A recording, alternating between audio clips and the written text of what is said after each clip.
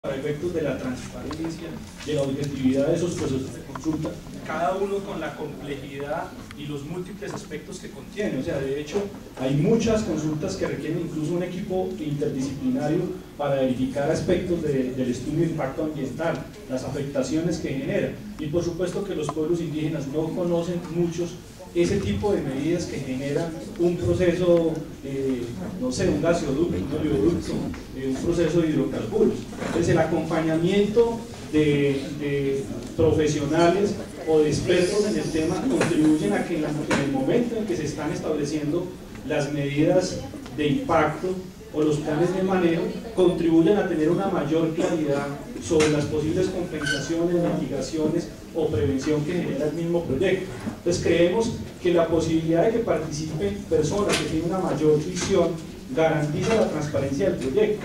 Es obvio que la función del ministerio, digamos el área de consultas, es una relación de facilitador. O sea, el garante es el Ministerio Público, la empresa es la dueña del proyecto, pero en el curso de un proceso de consulta pasan muchas cosas, hay tiempos, y por supuesto que allí también está implicado el tema de la autonomía y el tiempo del espacio autónomo que garantiza que la comunidad pueda tener claridad sobre lo que está pasando en el curso del proyecto, ¿sí?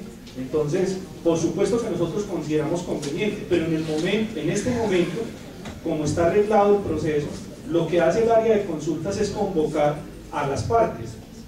Ustedes tienen una relación directa con esas comunidades porque ustedes son los representantes, son las organizaciones que representan a esas comunidades. Entonces, por lo tanto, lo que creo yo en este momento conveniente es, no sé, solicitarle a lo mejor al área de consulta previa que les ponga en conocimiento cuáles son los procesos de consulta relacionados con proyectos en esas regionales de la Amazonía, para que ustedes a su vez puedan ponerse al frente conociendo en qué fase están, si están en la fase de preconsulta, de apertura de consulta, de medidas o de planes de manejo, y comenzar a intervenir, o participando como asesores en esos espacios autónomos, o garantizando que ese proceso realmente tiene todos los requisitos que establece no solo el convenio 169, sino todo este bloque de constitucionalidad que se ha venido generando alrededor de la temática, que son sus reglas y criterios que son de aplicación directa dentro del marco del proceso de consulta previa. Entonces, no hay un desacuerdo, hay una situación aquí, digamos que es difícil en el sentido de que en este momento acá no están presentes las personas del área de consulta previa. ¿Sí? Ah, bueno, aquí está. ¿Hasta dónde? Pues si quieres tú te puedes pronunciar al respecto. El planteamiento de ellos es hasta dónde, cuando hay una consulta previa de carácter administrativo, hasta dónde la organización, la OPIA, se pueda hacer partícipe, sea como asesores, sea como acompañamiento. Acá nos llegan las personas del área de consulta previa que nos puedan como apoyar en la explicación que ustedes quieran. Sigue, por favor. Bueno, buenos días para todos y todas. Mi nombre es Horacio Guerrero, soy el defensor del pueblo delegado para indígenas y minorías étnicas. Respecto a este tema, ¿sí? Yo creo que este es uno de los temas que más se han analizado y que más se han tocado en diferentes escenarios, y que vale la pena también recalcarlo aquí en la mesa regional amazónica, y un poco que ustedes conozcan qué pasó también en la mesa permanente de concertación, de la cual los delegados de la OPIAC son representantes allí, porque es un tema muy complejo frente a lo que es consulta. Y la persona que me antecedió planteaba de que el ministerio solo es un facilitador de los procesos de consulta y que los garantes somos el Ministerio Público. Yo creo que sobre eso hay demasiada jurisprudencia, está la Constitución y está el convenio 169 donde se definen los roles, solo que hoy no se están cumpliendo como deben ser. Pues el Estado colombiano, y a través del gobierno y sus dependencias, que debe garantizar la protección de este derecho fundamental. Nosotros como Ministerio Público estamos para acompañar, pero también en un rol para vigilar y para asesorar a las comunidades. Pero aquí hay y es lo que está pasando en casi todas las consultas, sobre todo en proyectos de desarrollo, y pues menos en el tema de decisiones de tipo administrativo, que creo que fue lo que hace un rato hablaron frente a los planes de desarrollo local y departamental, ¿cierto?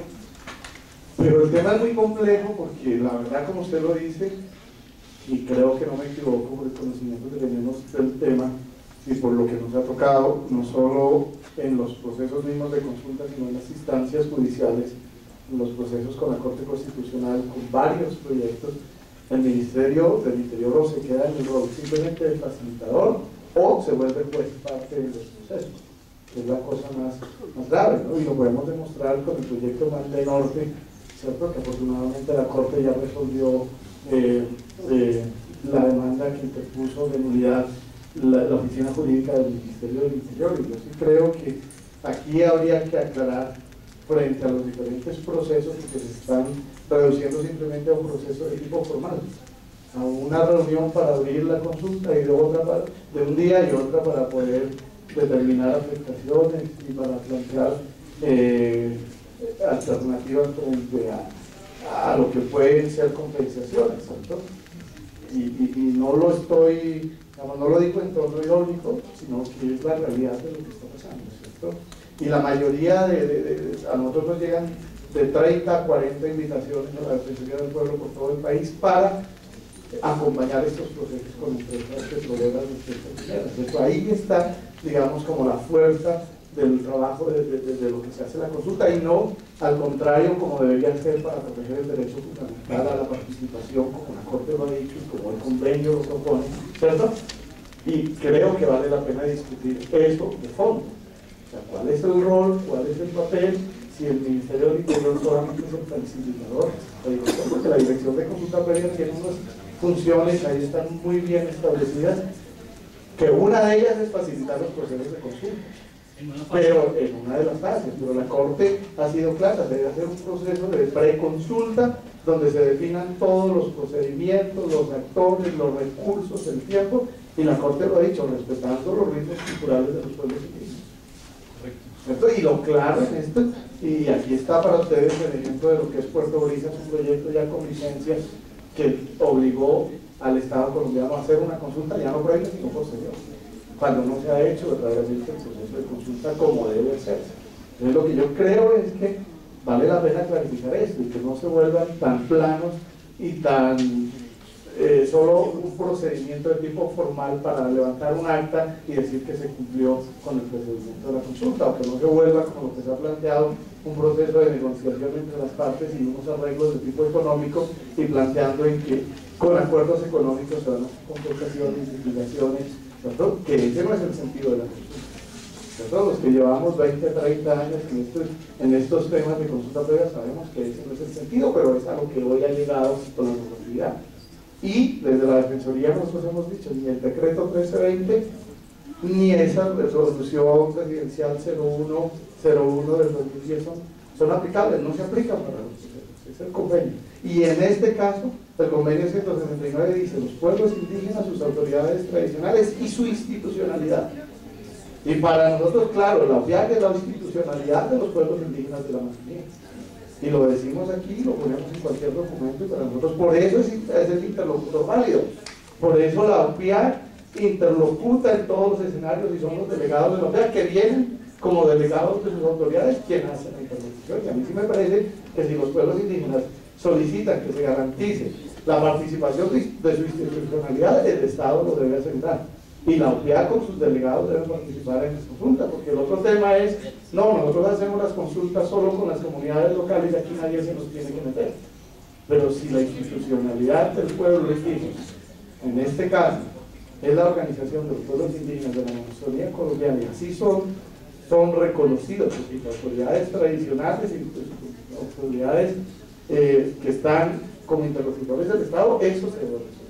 Y yo he estado en muchos escenarios donde no solo a los de la OPIAC, sino a los de la UNICA, a los del CRICA, a los del CRITA, a los de las organizaciones que hacen parte de la institucionalidad de los pueblos, o el dueño de la empresa, o incluso funcionarios del gobierno, y ustedes no tienen nada que hacer.